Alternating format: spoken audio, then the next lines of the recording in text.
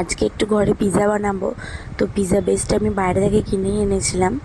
তারপরে একটা কাঁটা চামচ দিয়ে পিৎজা বেসটা একটু ফুটো ফুটো করে নিচ্ছিলাম। তারপরে ঘরেতেই এই পিৎজা সসটা বানিয়েছিলাম, খুবই ইজি, ওটা আমি পরে বলে দেবো। ওই সসটা ভালো করে পিৎজার গায়েতে মাখিয়ে নিয়েছিলাম। মাখিয়ে নেওয়ার পরে একটু মিউনিস দিয়েছিলাম ওপরটাতে। মিউনিসটা একসাথে পিৎজা সসটার সাথে মাখিয়ে নিয়েছিলাম।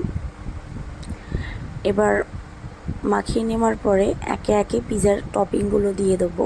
তার আগে আমি একটুখানি চিজও দিয়ে দিয়েছিলাম ওপর থেকে, একটু বেশি বেশি চিজি হবে, খেতে আরও বেশি টেস্ট হবে। তো একটু চিজ দিয়ে দেওয়ার পরে আমি সুইট কর্ন ছিল, সুইট কর্ন একটু টপিং দিয়ে দিয়েছিলাম, যেহেতু আমি ভেজ পিৎজা বানাচ্ছি সেহেতু। তারপরে একটু পেঁয়াজ দিয়েছিলাম, তারপরে ক্যাপসিকাম দিয়েছিলাম। তোমরা যে যার মতন নিজের মতন টপিং দিতে পারো। তারপরে আবারও ওপর থেকে আমি চিজ দিয়ে দিয়েছিলাম। চিজ দিয়ে দেওয়ার পরে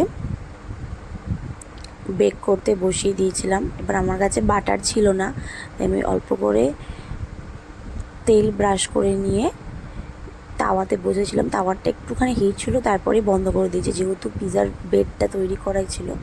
তো তারপর এটা লাস্ট হয়ে গেছে। খুব টেস্ট হয়েছিল খেতে, তোমরা প্লিজ বাড়িতে ট্রাই করো, দারুণ লাগবে।